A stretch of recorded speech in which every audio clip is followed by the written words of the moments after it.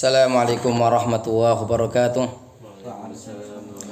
Bismillahirrahmanirrahim. Alhamdulillahilladzi faddala bani Adam bil ilmi wal amal ala jamil alam. Wassalatu wassalamu ala Muhammadin sayyidil arabi wal ajam wa ala alihi wa sahbihi ya nabil ulum wal hikam. Amma ba'du. Qala wa ta'ala fi kitabil karim. A'udzu billahi minasyaitonir rajim.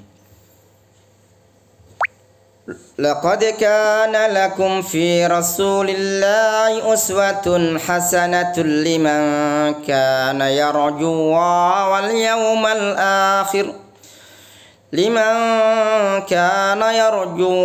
wal yawmal akhir wa dzakara Allaha katsiran. Akhwati wa akhwati rahimakumullah, segenap keluarga besar Gria Quran Manarul Islam Indonesia, khususnya di Palur ya, Kecamatan Mojolaban, Kabupaten Sukoharjo. Alhamdulillah dalam kesempatan kali ini kita berada di suasana bahagia ya. Suasana kita di bulan Maulid Rasulullah SAW, bulan Rabiul Awal. Kelahiran beliau membawa semangat, membawa pencerahan untuk alam semesta. Maka dikatakan, seorang penyair mengatakan, Wulidal Mustafa fal kainatu diyaun, bahwa ketika dilahirkan seorang yang tercinta, yang terpilih, alam semesta diyaun, terang benderang. Maka kita sebagai umat Rasulullah SAW juga tidak salah kalau mengambil bagian ya, termasuk orang-orang yang menyambut bahagia dengan kelahiran beliau. Jangankan seorang muslim ya, paman Rasulullah SAW Abu Lahab ya. Abu Lahab ini beliau pernah suatu ketika mendengar keponakannya Muhammad saat itu lahir ya, beliau sangat senang sekali. Kalau dalam sejarah Abu Lahab ini kan Quran sampai turun mengatakan tabat yada Abi Lahab, celakalah kedua tangan Abu Lahab dan celakalah ia. Tetapi ada sebuah riwayat mengatakan Abu Lahab ini suatu ketika azab neraka ya, itu diringankan dalam salah satu ya hari di alam akhir nanti karena kecintaan beliau kepada Rasulullah SAW. Terlepas dari bagaimana kita memahami riwayat ini, yang jelas cinta kepada Rasulullah selalu akan mendatangkan kebaikan dan keberkahan. Maka kesempatan pagi ini saya akan menyampaikan sebuah tema judul tentang dalilun ala mahabbatir Rasul sallallahu alaihi wasallam, bukti cinta kita kepada Rasulullah sallallahu alaihi wasallam. Dan semoga Allah berikan kemudahan kita kesempatan hari ini untuk bisa menyelesaikan pembahasan ini, diberikan kemudahan dan juga keberkahan dalam pertemuan pagi ini. Saya mengucapkan terima kasih kepada yang hadir kesempatan pagi ini, segenap para santriwati, keluarga besar, ustadz-ustadzah Gria Quran Manarul Islam, dan juga barangkali yang menyaksikan tayangan ini melalui tayangan tunda, tayangan delay ya. Jazakumullah khairan katsira. Semoga apa yang nanti kita kaji dan kita pelajari mendapatkan ridha Allah Subhanahu wa taala. Salawat dan salam semoga Allah limpahkan kepada Rasulullah SAW, teladan dan qudwah kita semuanya. Akhwati wa akhwati rahimakumullah, ada dua hal yang ingin kami sampaikan dalam kesempatan kali ini. Pertama mengenai tentang bagaimana Al-Quran berbicara mengenai Rasulullah, akan kami sampaikan 8 poin. Kemudian bukti cinta kepada Rasul akan kami sampaikan dalam sama 8 poin ya. Al-Quran berbicara mengenai Rasulullah SAW. Pertama, Allah menegaskan dan menguatkan bahwa Rasulullah SAW adalah seorang yang memiliki pekerti yang luhur ya. Maka dalam surah Al-Qalam dikatakan wa innaka la'ala khuluqin azim, dan sesungguhnya engkau Muhammad sungguhlah memiliki pekerti yang agung ya. Maka Rasulullah SAW ini beliau punya pekerti yang agung, keberadaannya selalu menjadi jalan keluar ya. Menjadi jalan keluar bagi masyarakat umat di mana beliau hidup. Jangankan di zaman Rasulullah ya, Di zaman setelahnya ada seorang bangsawan Inggris bernama Bernard Lewis. Bernard Lewis ini seorang yang mati tetap dalam keadaan kafir. Tapi dia mengatakan seandainya Muhammad hidup di zaman sekarang, maka semua permasalahan dunia saat ini akan terselesaikan. Itu beliau sampaikan sekitar 1 abad yang lalu atau kurang lebih lah. Artinya orang non muslim saja meyakini bahwa Muhammad, keberadaan Rasulullah itu menjadi solusi. Maka kalau ada istilah di Pegadian namanya apa? Solusi tanpa masalah. Atau kalau kita pernah melihat ada orang naik sepeda goes, solusi tanpa polusi misalkan. Jadi solusi itu enggak harus dengan memberikan, jangan sampai solusi kemudian menimbulkan masalah seperti kejadian yang di Malang itu ya.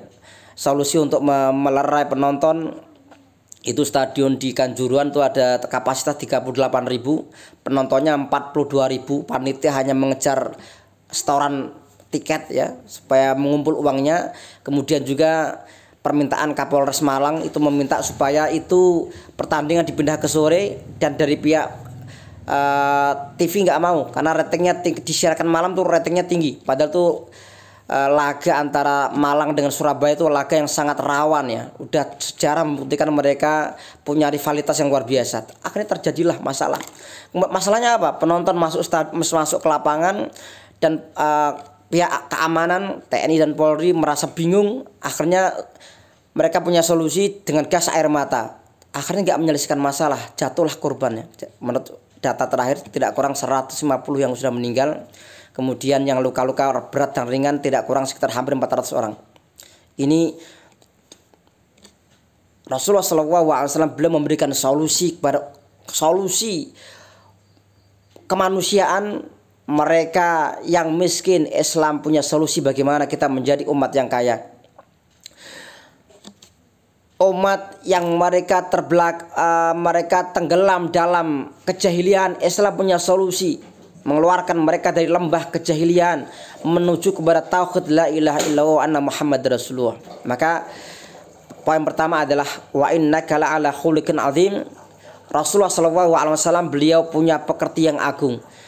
Kawan maupun lawan itu menghargai dan segan ya, hormat kepada Rasulullah SAW. Ada masalah ketika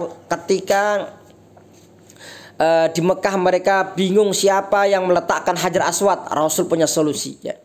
Ketika di Madinah ya, ketika di Madinah ada beberapa kelompok, ada Yahudi, ada kaum muslimin, ada kelompok yang lain. Rasul kemudian mengumpulkan mereka, memberikan solusi bagaimana menjaga Madinah, kemudian dengan piagam Madinah, menjaga keamanan bersama kota Madinah. Beliau selalu memberikan solusi yang nyata di masyarakat. Yang pertama. Yang kedua, Al-Quran mengatakan wa rafa'na laka dzikrak, dan kami tinggikan untukmu wahai Muhammad dzikraka, penyebutan namamu. Jadi Rasulullah SAW namanya ditinggikan ya. Dalam artian baik secara pemahaman yang kita pahami bahwa ketika dalam kebiasaan atau dalam literatur Islam ya, kita selalu ya, misalkan di masjid ada tulisan asyhadu an la ilaha illallah disandingkan wa anna asyhadu anna Muhammad Rasulullah. Ada dalam adzan ya, iqamah ya, asyhadu an la ilaha illallah asyhadu anna Muhammad Rasulullah. Nama Rasulullah disandingkan dengan di samping nama Allah Subhanahu wa taala.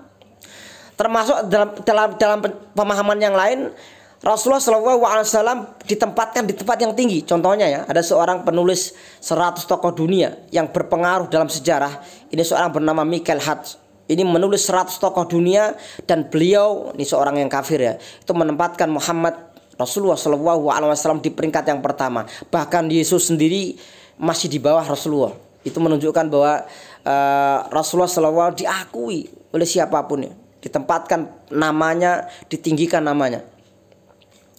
Yang ketiga, Al-Quran bicara mengenai Rasulullah SAW adalah menegaskan tentang Rasulullah ini seorang yang menjadi qudwah hasanah, teladan. Laqad kana lakum fi Rasulillah, dalam surah Al-Ahzab, uswatun hasanatul liman kana yarjullaha wal yawmal akhir wa dzakara Allaha katsira. Dan sungguh baik kalian dalam diri Rasulullah, teladan yang baik bagi orang-orang yang mengharapkan Allah dan Rasulnya, Allah dan hari akhir, dan banyak berzikir kepada Allah. Nah ini Rasulullah ini teladan baik kita. Maka para sahabat itu kan mereka tuh berusaha meniru Rasulullah ya, bagaimana kehidupan beliau. Kalau kita membaca riwayat luar biasa beliau, bagaimana ibadahnya, puasanya, sholatnya ya. Bagaimana beliau tidak pernah membeda-bedakan antara seorang kaya atau miskin ya. Bagaimana beliau seorang yang menghormati kaum wanita. Bagaimana Rasulullah ini seorang yang tegas, adil, tapi juga punya rasa cinta. Beliau seorang yang dengan musuh tegas, tetapi dalam waktu yang lain beliau juga menampakkan sifat adilnya. Bukan orang yang sekedar hanya menunjukkan semangatnya saja kemudian menghilangkan rasa adil. Rasulullah SAW adalah teladan seorang pemimpinnya. Yang keempat, Allah berkalam dalam surah Al-Anbiya, wa ma arsalnaka illa rahmatan lil alamin, dan kami tidak mengutusmu kecuali rahmat untuk alam semesta. Jadi Rasulullah SAW ini menjadi rahmat untuk alam semesta. Maka dalam pembukaan Undang-Undang Dasar Negara Indonesia, negara kita, dikatakan atas berkat rahmat Allah. Siapakah rahmat Allah itu?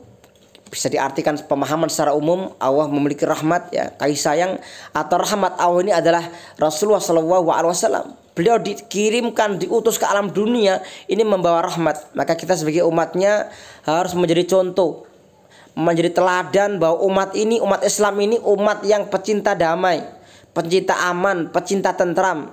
Kita penyebar ketentraman ya.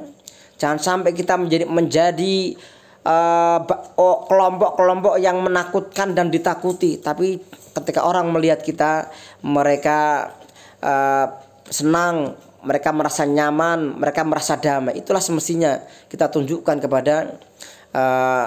kepada alam semesta ini ya. Sesama kaum muslimin, kepada orang yang bukan non muslim, kita harus menunjukkan cinta damai.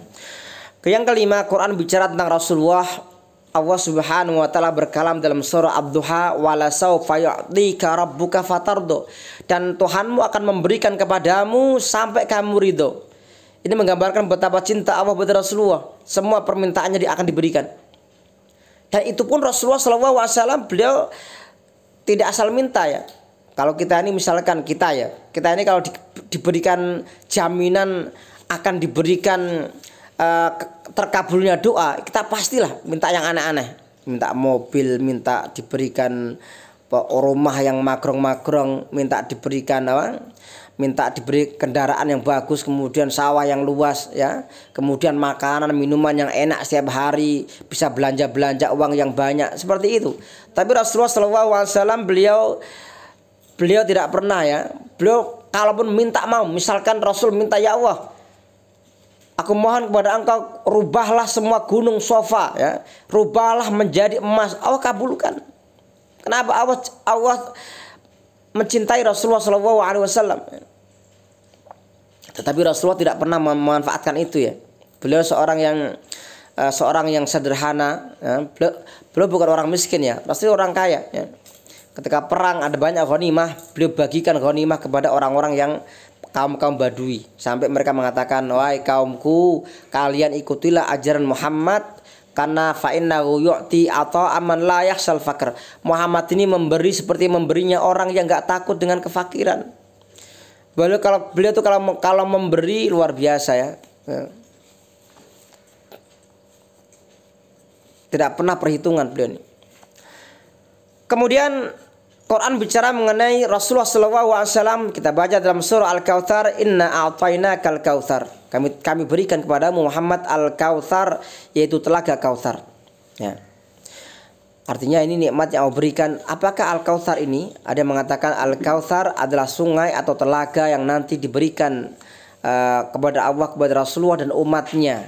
Dan kemudian kalau dalam sebuah riwayat nanti ada riwayat yang menjelaskan beberapa umat Rasulullah SAW mau masuk ke telaga itu, kemudian dihalau dari telaga.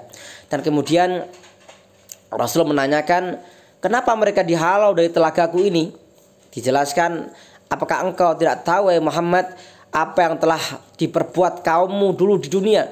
Mereka membuat hal-hal yang baru setelah kamu meninggal ya, atau membuat hal-hal yang tidak sesuai dengan tuntunan yang engkau berikan ya. Atau dalam hal ini kita mengenal dengan yang namanya al-bid'ah. Dan bid'ah sendiri itu pembahasan yang panjang ya, kita tidak akan membahas dalam kesempatan kali ini.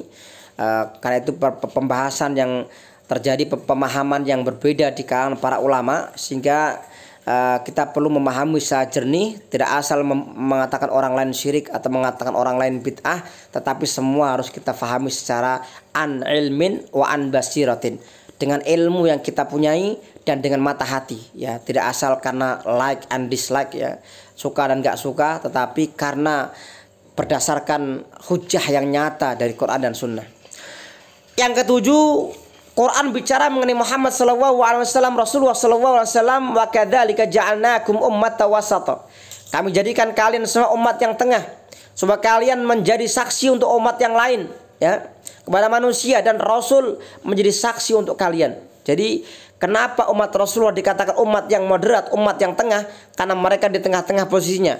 Mereka memberikan kesaksian kepada umat yang lain, dan Rasulullah sallallahu alaihi wasallam itu memberikan kesaksian kepada umat mereka, maka dikatakan umat yang tengah.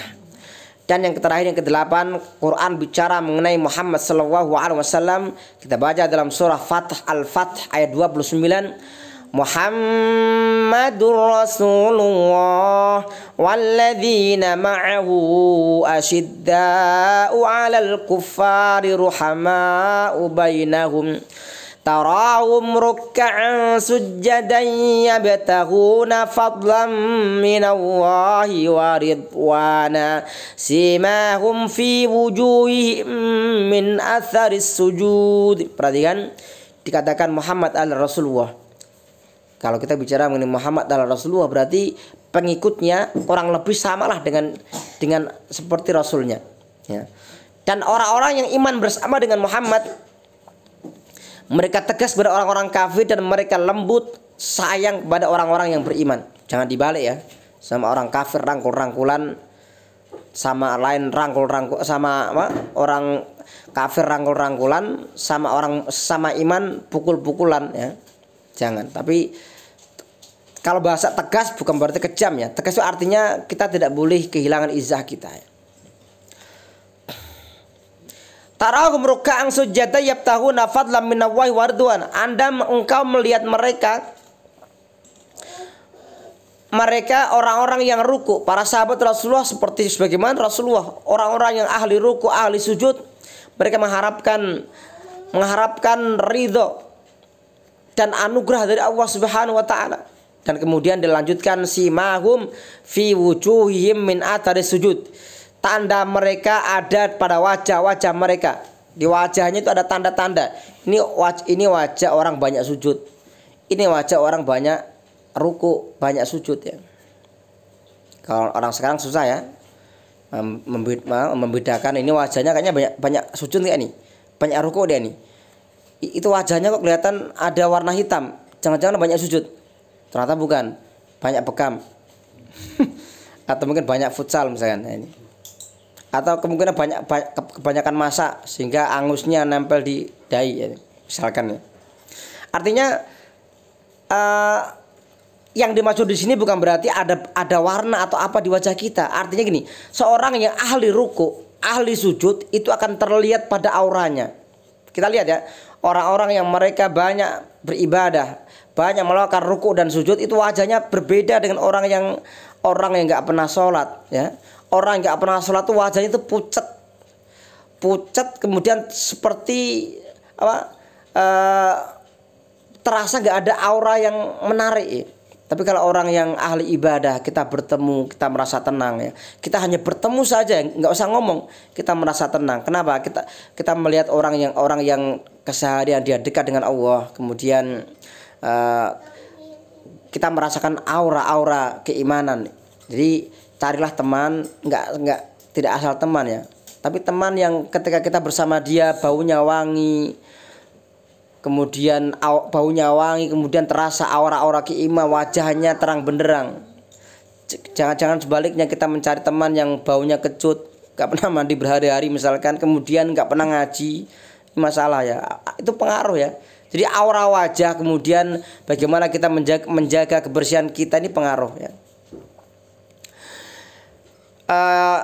Akhwati wa akhwati rahimakumullah yang menyaksikan langsung hadir di majelis ta'lim Kriya Quran Ma Islam atau melalui channel yang lain. Kalau saya ini punya tempat tinggal 6 di dunia maya ya. Saya singkat WIFT, WIFETY. W itu di WhatsApp, I Instagram, F Facebook, E email, T itu Telegram, dan Y YouTube.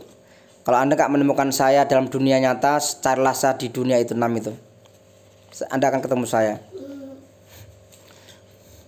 Saya singkat namanya WIFT. Mengapa saya menggunakan kata wife? Artinya istri, supaya saya selalu teringat ya dengan keluarga.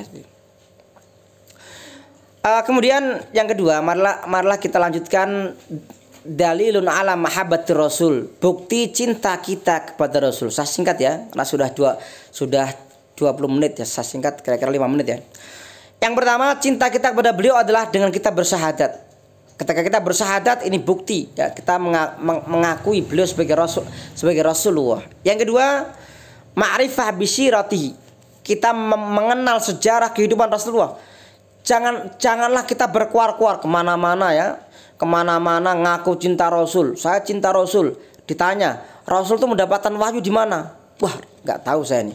Saya tuh belum pernah ikut madrasah diniyahnya Manarul, nggak ngerti ya. Misalkan nih, orang kemana-mana ngaku cinta Rasul, ditanya, kalau Anda cinta Rasul, Rasul itu perang Badar tahun berapa Hijriah? Waduh, pemenang berapa Hijriah? Saya ini orang kuper ya. Saya ini orang yang nggak pernah baca sejarah. Dan ini harus kita harus, maka saya sampaikan kepada santriwan santriwati ya, di sini kalian belajar di madrasah diniyah, kelak ada pelajaran tarikh, ada ya? Ada ya? Belum ya, nanti ada. Nanti kita ke depan ada tarikh, ada Nurul Yakin mungkin ya, yang biasa digunakan. Itu sejarah Rasulullah kita harus tahu. Jangan sampai kita mengaku cinta beliau, kita nggak ngerti tentang sejarah beliau ya. Ya, kenapa kita harus kita harus tahu sejarah Rasulullah, sirah beliau? Karena yang ketiga adalah itu dalam rangka supaya kita bisa meneladani kehidupan beliau Rasulullah dan meneladani para sahabat-sahabat al-khulafa'ur rasyidin. Rasul mengatakan, alaikum bisunnati wa sunnatil khulafa'ir rasyidin. Kalian berpeganglah pada sunnahku dan sunnah para khulafa'ur rasyidin. Dan beliau dalam riwayat yang lain beliau mengatakan, ashabi kan nujum bi ayyihim iqtadaitum ihtadaitum.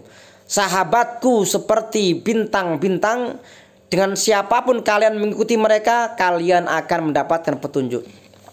Yang keempat, bagaimana bukti kita cinta kepada beliau? Dengan kita bersolawat kepada beliau. Rasul mengatakan, orang yang pelit bin bakhil bin util ya. Orang yang bakhil adalah orang yang namaku disebutkan di sisinya dan ia tidak mau bersolawat kepadaku. Maka tadi kita sudah bersolawat ya, kita menyandungkan selawat cinta kita. Dan tadi selawat kita tadi saya kasih apa? Saya bingung memberi nama selawat apa tadi ya. Saya kasih nama selawat